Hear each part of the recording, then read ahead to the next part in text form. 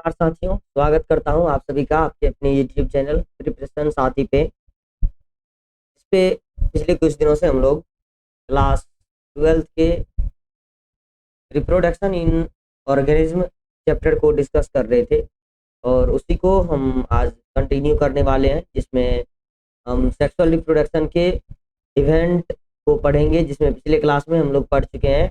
Sexual reproduction के event में post pre fertilisation और फर्टिलाइजेशन डिस्कस कर चुके हैं और आज हम जानेंगे पोस्ट फर्टिलाइजेशन इवेंट, यानी रिप्रोडक्शन यानी सेक्सुअल रिप्रोडक्शन में जो 3 इवेंट था। तो पहले जो फर्टिलाइजेशन से पहले होता है, और दूसरा जो फर्टिलाइजेशन, और तीसरा फर्टिलाइजेशन के बाद क्या क्या चीज़ें होता है। तो चलिए शुरू करते हैं आज की क्लास। पोस्ट फर्टिलाइजेशन यानी फर्टिलाइजेशन के बाद क्या चीज़ें जो है होता है सेक्सुअल रिप्रोडक्शन में, उसको हम पढ़ते हैं। तो ध्यान दीजिए प्यारे साथियों, निषेचन की बाद की जो घटनाएं हैं, तो निषेचन के बाद जब देखेंगे इसमें जो है जायगोट बनता है, यानी जब निषेचन हुआ तो जायगोट, उसके बाद जायगोट से जो है इम्ब्रियो बनता है। तो इम्ब्रियोजेनेसिस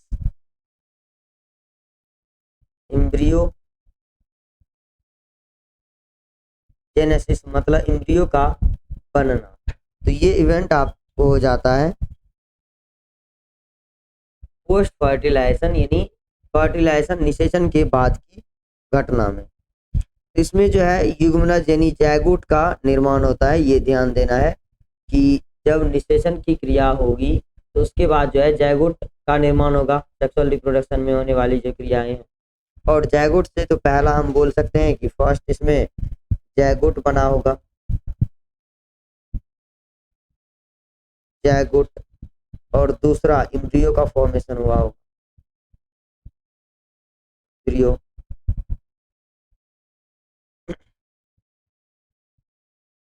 इस घटना में जायगोट और इम्ब्रियो में विकास शामिल है, मतलब जायगोट और इम्ब्रियो बनेगा। तो अब जानते हैं जायगोट क्या होता है।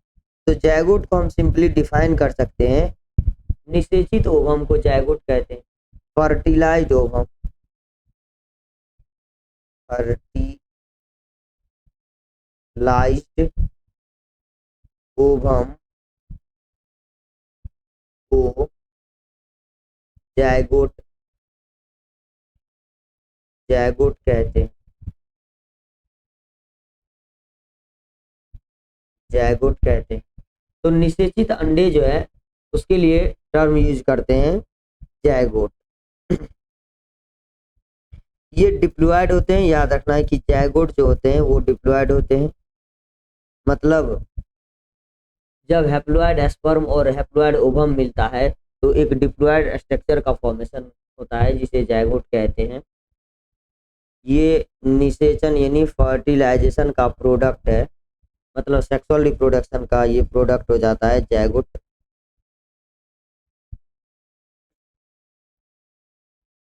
नेक्स्ट है जायगोट 2 पीढ़ी के बीच का, यानी जायगोट के बारे में यदि बात करें तो जायगोट जो है 2 पीढ़ी के बीच का कनेक्टिंग लिंक होता है। मतलब 2 पीढ़ी के बीच के गुणों को ये आपस में कनेक्ट करके रखता है। जैसे कोई मदर और फादर है और उसके फलस्वरूप जो आगे प्रोजेनी उत्पन्न होगा, तो उन दोनों के बीच यानी उस प्रोजेनी और मदर और फादर, ये जो एक जनरेशन है, तो इन दोनों के बीच जो है ये मेंटेन रहे, मतलब इसमें योजक कड़ी के रूप में ये काम करता है। तो हम कह सकते हैं कि यह एक पीढ़ी और अगली पीढ़ी के बीच का महत्वपूर्ण या कनेक्टिंग लिंक होता है। तो ये याद रखना है, जायगोट जो है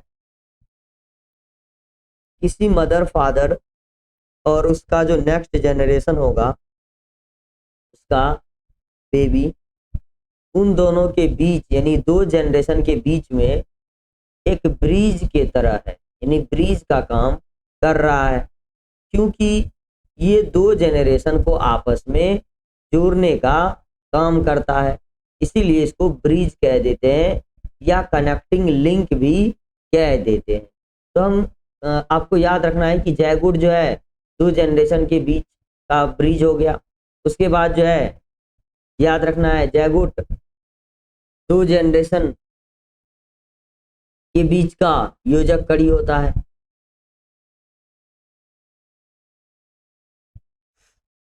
नेक्स्ट है जैगोट दो यानी कि दो मीडियम में बनता है, एक शरीर से अंदर तो इंटरनल फर्टिलाइजेशन पड़े और दूसरा शरीर से बाहर तो एक्सटर्नल फर्टिलाइजेशन।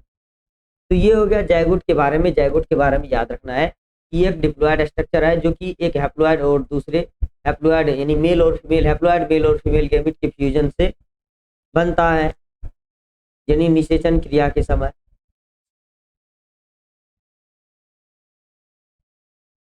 जैगोट जो है सेक्सुअल रिप्रोडक्शन होता है, सेक्सुअल रिप्रोडक्शन का प्रोडक्ट होता है।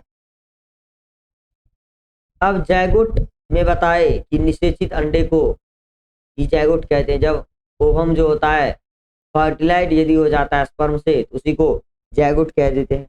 अब इसी में दूसरा है हमारे पास भ्रूण यानी इम्ब्रियो, जिसको बनने की प्रोसेस जो है इम्ब्रियो बनने की प्रोसेस, जैगोट से इम्ब्रियो जब बनेगा तो कैसे, जैसे एक स्पर्म रहा, ये एक ओवम है पहले, ये किसी एक स्पर्म से फ्यूज हो जा रहा है, तो अब यहाँ पे एक जो संरचना बनेगा जिसका नाम, यानी ये एक संरचना बना और इस संरचना का नाम हो जाता है जैगोट। अब इस जैगोट में विभाजन होगा जिसको क्लीवेज कहेंगे, क्लीवेज, क्लीवेज कहेंगे। और इस क्लीवेज के द्वारा जो यहाँ पे संरचना फॉर्म होगा, अब ये आगे इसमें जब क्लीवेज होगा तो ये जो है दो सेल में बट जाएगा, दो सेल में, फिर इस तरह से ये आगे दो से ये चार सेल में बटेगा,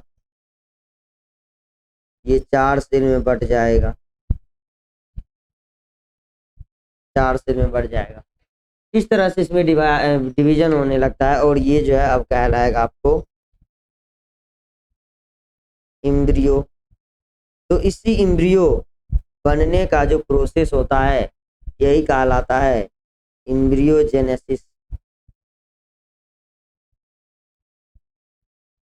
इम्ब्रियो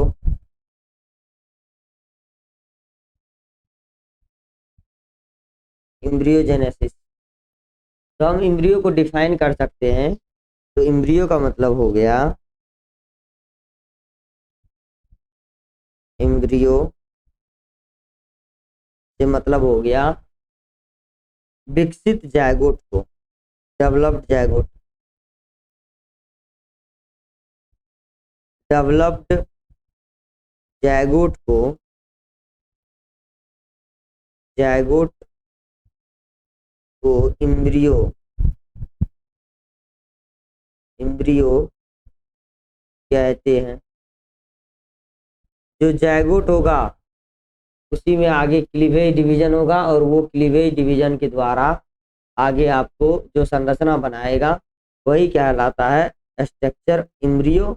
और इम्ब्रियो बनने की जो क्रिया है वो कहलाएगा इम्ब्रियोजेनेसिस। तो ये ध्यान देना है यहाँ पे।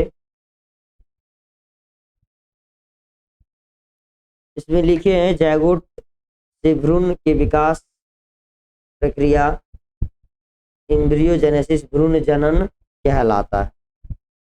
भ्रूण जनन के दौरान माइटोटिक, अब देखिए यदि जब भ्रूण का, वही चीज लिखा हुआ है इसमें, भ्रूण का जब निर्माण होता है जैगोट से तो उसमें माइटोटिक डिवीजन होता है और उस डिवीजन को जो है कह देते हैं कोशिका विभेदन, जिसको क्लीवेज के नाम से हम जानते हैं। और उसके बाद एक जीव कोशिका विभाजन में विकासशील भ्रूण और कोशिकाओं की संख्या बढ़ जाती है, और जबकि कोशिका विभेदन एक जीव बनाने के लिए विशेष ऊतक और अंगों के निर्माण करता है। अब जैसे ही जो है जैगोट जो बना था एक सेल से, उसमें आगे डिवीजन होते गया और वो डिवाइड करके आगे मल्टी सेलुलर संरचना जो बनाया था, और उसी मल्टी सेलुलर जो संरचना था जिसको जैगोट इम्ब्रियो कह रहे थे, यदि जायगोट पूछा जाए तो जायगोट जो है एक सेल वाला होता है, और जायगोट में आगे डिवीजन होता है और वो जो है बना देता है एक एम्ब्रियो मल्टी सेलुलर स्ट्रक्चर, जिसको एम्ब्रियो कहते हैं। तो ये हो गया आपको जायगोट यानी फर्टिलाइजेशन की बाद की घटना। तो याद रखना है फर्टिलाइजेशन के बाद की घटना, जिसको पोस्ट फर्टिलाइजेशन कहते हैं। तो ये दो है, एक हो जाता है आपको कि निषेचन के बाद में सबसे पहला जायगोट बना, दूसरा एम्ब्रियो बना, और इसी में है आपको अब युग्म जनन के आधार पर जीवों के प्रकार। जो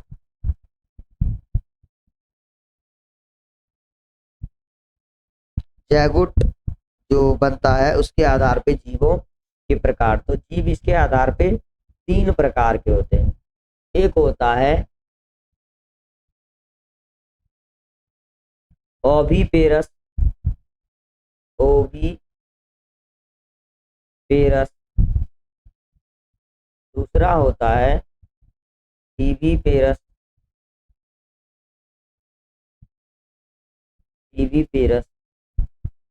और तीसरा होता है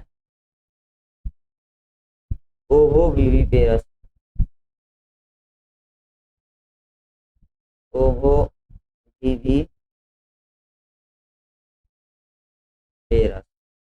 ये 3 अलग अलग जो है प्रकार हो जाता है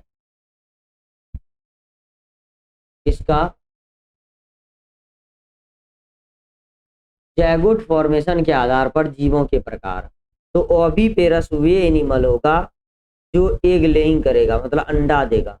तो अंडे देने वाले एनिमल को बोलेंगे एग लेइंग एनिमल, यानी अंडे देने वाले एनिमल को कहते हैं ओविपेरस। विविपेरस मतलब बच्चे देने वाले, बच्चे देने वाले, जो बच्चा देगा उसको विविपेरस। और इसमें प्लासेंटा का निर्माण होगा, प्लासेंटा का निर्माण होगा। और तीसरा है ओवोविविपेरस, जो अपरिपक्व बच्चा देगा, अपरिपक्व, अपरिपक्व बच्चा को जन्म देगा, जन्म देगा। और इसमें प्लासेंटा नहीं बनेगा, प्लासेंटा का निर्माण नहीं होता है। तो यहाँ पे प्लासेंटा जो है देखने को नहीं मिलेगा इसमें ओवोविविपेरस में। तो ये एनिमल जो है जैगोट फॉर्मेशन के आधार पे 3 प्रकार के होते हैं। तो तीनों ध्यान दीजिए। सबसे पहला हो गया आपको ओविपेरस, ओविपेरस मतलब अंडे देने वाला हो गया, कौन डिम्ब प्रजनक कह देते हैं जिसको, डिम्ब प्रजनक होगा। दूसरा हो जाता है विविपेरस, और तीसरा हो जाता है ओवोविविपेरस। तो ये 3 अलग अलग जो है प्रकार हो जाता है इसका एनिमल का जैगोट फॉर्मेशन। अंड प्रजनक मतलब अंडे देने वाले प्राणी निषेचित या अनिषेचित अंडे देते हैं। जो अंडे देने वाले होते हैं वो निषेचित या अनिषेचित अंडे दे सकते हैं। इसमें आ जाएगा आपको सरीसृप, पक्षी यानी रेप्टिलिया, जितने सारे स्नेक सब हो गया, और जैसे जमीन जानवर। निषेचित अंडे जो टेरेस्ट्रियल एनिमल होते हैं वो जो है अंडे देते हैं, और उसके अंडे कैलकेरियस सेल से ढके होते हैं। याद रखना है जितने भी टेरेस्ट्रियल एनिमल होते हैं यानी स्थल पे रहने वाले जो जीव है वो एग देती है, और उस एग के चारों ओर एक प्रकार का हार्ड सेल होता है जिस सेल का नाम होता है कैलकेरियस सेल। ये अब इसलिए दिया जाता है ताकि पर्यावरण एक सुरक्षित स्थान पर रखे जाते हैं और उष्मायन अवधि द्वारा युवा बच्चे बाहर निकलते हैं, और जीवित बच्चा जन्म के बाद जानवरों जैसी कि मनुष्य सहित अधिकांश स्तनधारी में। अब देखिए जब एग जो है रिलीज किया जाएगा स्तनधारी किसी यानी जो भी टेरेस्ट्रियल यानी स्थलीय जीव है उसके द्वारा जब एग रिलीज किया जाएगा, और यदि एग रिलीज किया जा रहा है स्थल पे, तो उसको उसके सुरक्षा के लिए, उसके सूखने से बचाने के लिए, डेसिकेशन के लिए स्थलीय जानवरों के एग के चारों ओर हार्ड सेल का, जिस कैल्केरियस सेल का कवर होता है, यानी उससे वो ढके होते हैं, और ये जो है एग अपने एक सुरक्षित स्थान पे रिलीज करती है, और जिसके बाद उसमें इंक्यूबेशन होता है। इंक्यूबेशन पीरियड के बाद उससे न्यू यंग वंस जो है प्रोड्यूस यानी जन्म लेते हैं। ये तुमको इसमें देखने को मिलता है।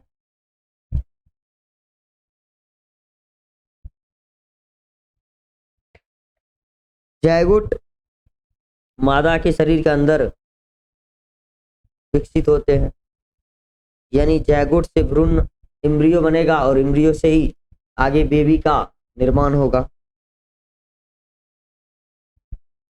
एक निश्चित वृद्धि के बाद मादा द्वारा बच्चे को जन्म दिया जाता है। अब जैसे ही विकसित हो गया, जायगोट बना एम्ब्रियो, और एम्ब्रियो से एक बेबी कंप्लीट बेबी विकसित हो गया, तो अब क्या होगा, उसका पार्चुरेशन होगा यानी जन्म होगा, और जन्म के द्वारा वो दुनिया में आएंगे। और उचित देखभाल और सुरक्षा के कारण जीवित बच्चा जन्म लेने वाले व्यक्ति की जीवित रहने की संभावना अधिक होती है। मतलब हम कल बताए थे, जिसमें इंटरनल फर्टिलाइजेशन है, तो वो जो है अपने यंग वंश को जन्म देंगे, उसका जो उत्तरजीविता होता है यानी जीने का जो क्षमता होता है, वो जीवित रहने का जो संभावना है वो अधिक होता है। लेकिन यदि हम बात करें एक्सटर्नल फर्टिलाइजेशन की, तो एक्सटर्नल फर्टिलाइजेशन में ऐसा नहीं है। उसमें बताए थे जो एग है यानी गैमिट जो है रिलीज किए जाते हैं पानी में जीव के द्वारा। अब वो गैमिट जो है जब रिलीज किया गया वाटर में, तो बहुत सारा गैमिट इसमें नष्ट हो जाता है, और कुछ प्रीडेटर होते हैं उस गैमिट को खा जाता है, इस वजह से इसका संभावना जो है बहुत कम होता है। अब होता है ओवीपेरस। जानवरों में मादा निषेचन के बाद अंड को शरीर के अंदर ही मतलब इसमें जो है ओवीपेरस एनिमल में इंटरनल फर्टिलाइजेशन करने वाले जीव जो होते हैं वो ओवीपेरस होते हैं।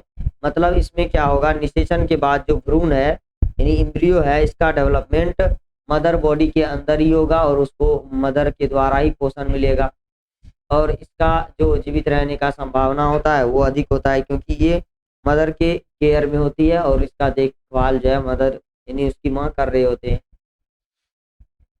और ये एग्जाम्पल यानी हो गया तुमको, यानी इसमें ह्यूमन जो है विविपेरस में आ गया। और तीसरा है ओवोविविपेरस। ओवोविविपेरस जिसमें बताए थे कि जो एनिमल अपरिपक्व बच्चे को जन्म देते हैं और उसमें प्लासेंटा का निर्माण नहीं होता है।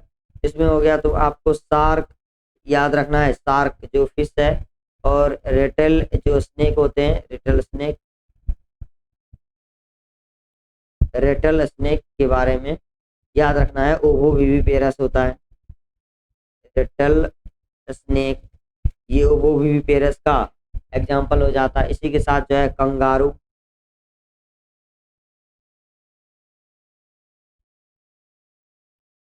कंगारू भी याद रखना है, ये भी एक ऐसा एनिमल है जो ओवोविविपेरस होते हैं। तो एनिमल जो है जायगोट डेवलपमेंट के आधार पर तीन प्रकार का हुआ। एक ऐसे एनिमल जो एग लेइंग करते हैं, मतलब ओवोविविपेरस जिसको बोलेंगे अंडे देने वाले को ओवोविविपेरस, और दूसरा होता है विविपेरस जो बच्चे को जन्म देती है, और तीसरा होता है ओवोविविपेरस जो अपरिपक्व बच्चे को जन्म देगा और उसमें प्लासेंटा का निर्माण नहीं होगा। तो ये तीन अलग अलग जो है टाइप्स हो जाता है किसका, एनिमल का, उसके जायगोट के बेस पे। अब इसमें नेक्स्ट है इसी का कि ये तो आपको हो गया सेक्सुअल रिप्रोडक्शन और एसेक्सुअल रिप्रोडक्शन। तो सेक्सुअल रिप्रोडक्शन के हम तीनों इवेंट को कंप्लीट कर चुके हैं, जिसमें सबसे पहला पढ़े निषेचन से पहले इवेंट जिसमें गैमिट का फॉर्मेशन हो रहा था, गैमिट बन रहा था और गैमिट का ट्रांसफर, और दूसरा पढ़े निषेचन फर्टिलाइजेशन जिसमें गैमिट फ्यूज करते थे आपस में, और तीसरा बताए आपको कि इस मेथड में जो गैमिट होते हैं फ्यूजन से जो है गैमिट के फ्यूजन से जो एक डिप्लॉयड संरचना बनता है जिसको जायगोट यानी डिप्लॉयड संरचना बनता है, जायगोट कहते हैं। और उस जायगोट से जायगोट में जो है कोशिका विभाजन होता है जिसको क्लीवेज कहते हैं, और उस क्लीवेज के द्वारा एक संरचना बनता है जिसको एम्ब्रियो कहते हैं। तो एम्ब्रियोजेनेसिस भी पढ़े। और नेक्स्ट इसके बाद में है पार्थेनोजेनेसिस के बारे में पढ़ने के लिए। क्या होता है पार्थेनोजेनेसिस? और निषेक जनन जिसको कह देते हैं। पार्थेनोजेनेसिस एक ये स्पेशल टाइप ऑफ रिप्रोडक्शन होता है। तो हम ये चीज़ें पढ़ेंगे अगले क्लास में। इसको आज बस इतना ही रखते हैं और मिलते हैं अगले क्लास में, जिसमें हम जानेंगे पार्थेनोजेनेसिस और जो एसेक्सुअल और सेक्सुअल रिप्रोडक्शन के बीच में डिफरेंस। और उसके बाद ये चैप्टर जो है फाइनली कंप्लीट हो जाएगा।